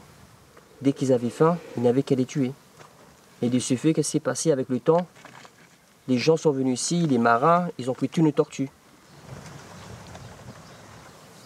Je trouve ça super d'être entouré de tortues comme ça et de pouvoir les caresser, être là à côté d'elles, leur donner à manger si on peut. C'est comme si on était encore dans la préhistoire, parce que c'est comme si ce sont des dinosaures quand même. Et de se retrouver à côté d'elles, c'est fantastique.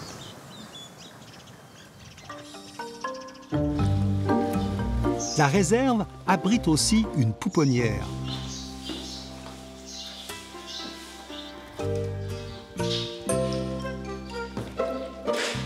En 10 ans, Aurel y a vu naître plus de 1500 bébés tortues. Là, tu as un bébé Aldabra qui a 2 ou 3 mois, c'est-à-dire, bon, c'est sorti de terre au début de l'année. Et il fait probablement 50 grammes à peu près. Oui. Et imaginez que bon, ça peut atteindre jusqu'à 200 kilos en adulte. Donc, ça va prendre du temps. Oui, bien sûr. Mais tout le monde a le temps, hein. Oui, normal. Personne n'est pressé dans la réserve des tortues. Dès qu'ils auront atteint une taille suffisante, ces bébés rejoindront les 2000 adultes qui peuplent déjà la zone. Aujourd'hui, la réserve est le seul endroit de l'île où admirer ces mastodontes. Mais un jour, Aurel l'espère, Rodrigue regagnera peut-être son ancien surnom d'île aux tortues géantes. C'est un peu la philosophie du projet, c'est repeupler cet endroit et nous avons encore du temps devant nous pour réfléchir à ce qu'on va faire avec les bébés, soit agrandir les réserves, soit finalement créer des réserves ailleurs. On serait peut-être Rodrigue spécialiste de créer des réserves de tortues un peu partout dans le monde. Modèle de réussite, la réserve est devenue une référence dans l'océan Indien et inspire les îles voisines. Aujourd'hui, Aurel accueille Vikash Tataya, responsable de la conservation à l'île Maurice. Les tortues qui broutent à l'infini. Hein. Mais oui, c'est des tondeuses.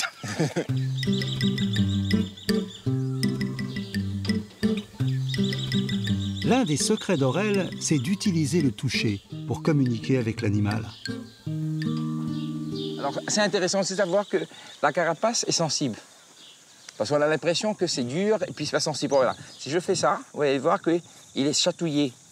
Il chatouille et je fais ici, là, la chatouiller derrière. Hein? Parce que les nerfs passent à fleur voilà. Alors, de la carapace. Il y a des vaisseaux sanguins, ce qui fait que quand je fais comme ça chatouille.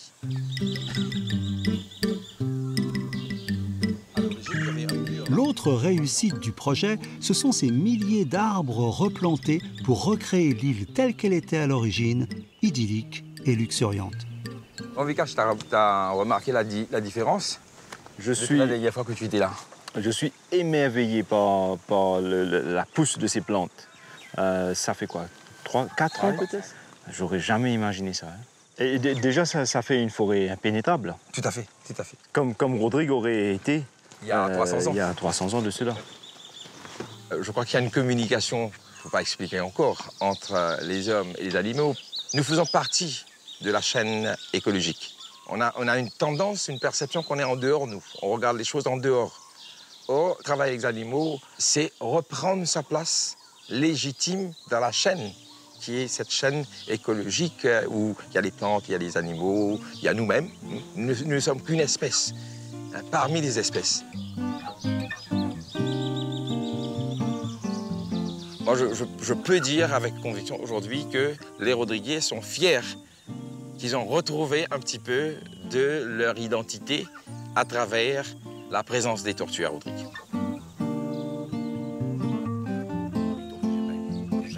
Les tortues géantes regagnent peu à peu leur place dans l'environnement rodriguais.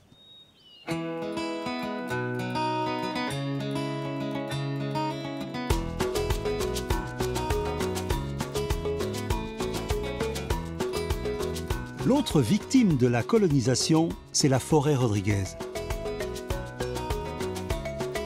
Autrefois, l'île était entièrement recouverte d'une épaisse forêt primaire. Mais au fil des siècles, les hommes ont coupé les arbres par milliers pour en exploiter le bois et créer des pâturages. Ce déboisement intensif a entraîné la disparition quasi totale d'un écosystème unique au monde.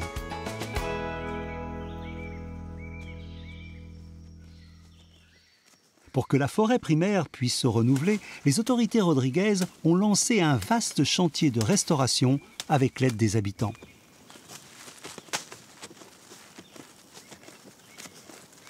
Ce matin, une poignée de volontaires est en pleine action dans la réserve de Grande Montagne. Agneta Chagnou, naturaliste, dirige les opérations. Voilà, là on est en train de faire le reboisement et on est en train de couper comme vous voyez autour. On est en train d'enlever les espèces exotiques qui sont très envahissantes. On est en train de remettre les plantes endémiques et les plantes indigènes dans la réserve de Grande Montagne. Je suis en train de mettre la plante en terre. La plante s'appelle le bois chandelle. On plante dans des périodes quand il pleut beaucoup, parce qu'on n'arrose pas les plantes une fois arrivées dans la réserve. Oui, tout est naturel ici.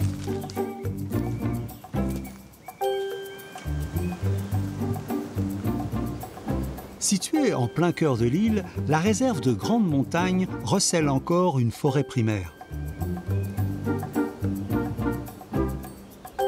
Elle abrite les espèces endémiques les plus emblématiques de l'île, un patrimoine végétal sur lequel veille Janeta Abdoul. J'emmène les gens dans la réserve et là je fais toucher, je fais sentir. Et là ils vont connaître les arbres et identifier les espèces. Alors ici vous avez le bois de benne, une plante très rare et on va dire qu'il n'en reste pas beaucoup à Rodrigue. Et c'est une plante qui est très prisée parce qu'à l'époque, cette plante-là, les gens l'utilisaient pour construire des navires, des bateaux. Et c'est endémique, on n'a pas le droit de couper. Et à l'intérieur, le bois d'ébène, c'est noir. Il faut bien identifier, les gens ont tendance à croire que le bois d'ébène, c'est à l'extérieur, mais non, c'est à l'intérieur, c'est noir.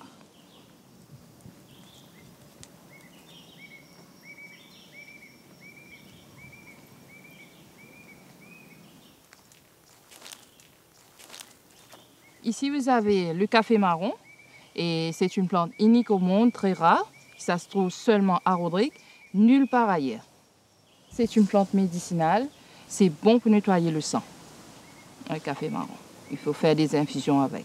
Et cette plante-là, ça n'a rien à voir avec le café. Ça ne produit pas de café, ça ne donne pas de café. C'est seulement les fleurs et les feuilles qui ressemblent au café marron. Et le café marron, on croyait que cette plante-là avait été disparue il y a bien, bien longtemps. Et dans la réserve, on a 50 petites plantes comme celle-là, juste dans la réserve.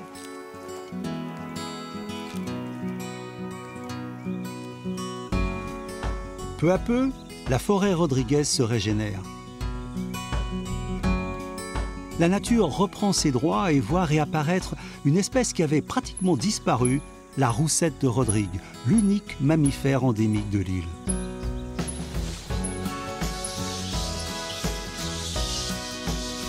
Il y a une dizaine d'années, l'espèce était au bord de l'extinction. Mais une mobilisation sans précédent des habitants l'a sauvée d'une disparition annoncée. Aujourd'hui, l'animal est devenu le symbole de la renaissance de l'île. Impliqués dans sa protection, les jeunes Rodriguais participent régulièrement à des missions de comptage. Bonjour, bonjour. Reste à même.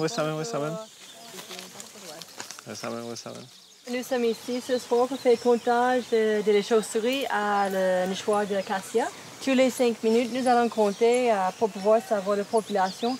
On peut avoir plus de 1, 2, 3... C'est Andrea Waterstone, une biologiste américaine et Rodriguez de cœur, qui les accueille avec Vikash Tataya, venu spécialement de l'île Maurice. Dans l'autre direction. Okay, tout le monde prend une petite place pour compter combien de chauves-souris qu'il y a.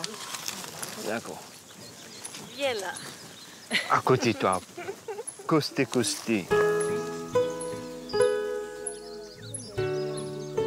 On note ici. Ouais. 9. Ici. Et voilà, Il y a 11 ici. Il y a un peu de loin. Contrairement à la plupart des chauves-souris qui sont nocturnes, la roussette de Rodrigue est surtout active au lever et au coucher du soleil. Il y a vraiment beaucoup de chauves-souris ici. Il est 18h, c'est l'heure où elles sortent. À combien tu estimes la population de cette colonie? Il y en a à peu près 1000.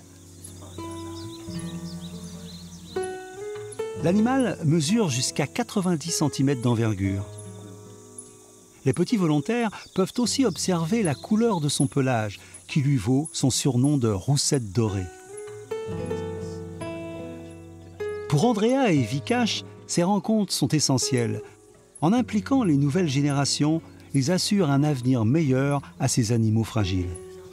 Tout ce travail de sensibilisation et de comptage et pour travailler avec les villageois et les enfants de l'école, ça a marché et c'est très positif avec la réaction que nous avons avec les Rodriguais maintenant. Cette chauve-souris qui est unique de Rodrigue, elle était devenue la chauve-souris la plus rare au monde, réduite à moins de 100 individus. Il y a eu tout un effort de sensibilisation, de protection, de restauration de la forêt. Et aujourd'hui, on dénombre presque 20 000 individus de la chauve-souris à Rodrigue. C'est un succès phénoménal. C'est le plus grand succès de conservation, peut-être de mammifères au monde.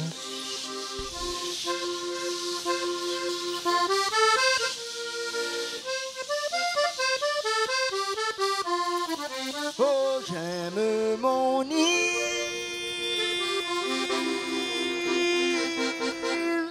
si petite, si jolie. À Rodrigue, les habitants écrivent une nouvelle page de leur histoire. Oh, j'aime mon île,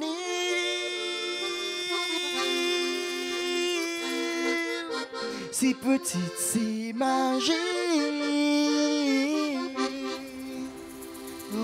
Amoureux de leur île, ils s'engagent pour préserver leur extraordinaire patrimoine naturel. Une prise de conscience vitale pour garantir à l'avenir l'équilibre écologique de ce petit coin de paradis au cœur de l'océan Indien. Vous savez, il y a 200 ans de cela, on n'avait pas d'électricité sur l'île. Mais déjà, on faisait de la musique. Avec une bouteille, une cuillère, une fourchette. On faisait déjà de la musique. Et ensuite, ils ont eu l'idée d'aller à la cuisine et récupérer les boîtes de conserve qu'ils ont ajoutées avec. Et ça a fait de la musique.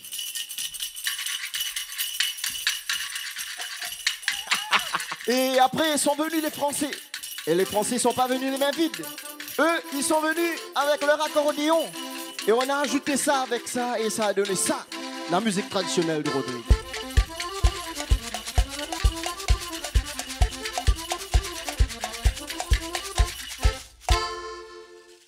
Tout le monde vient bouger.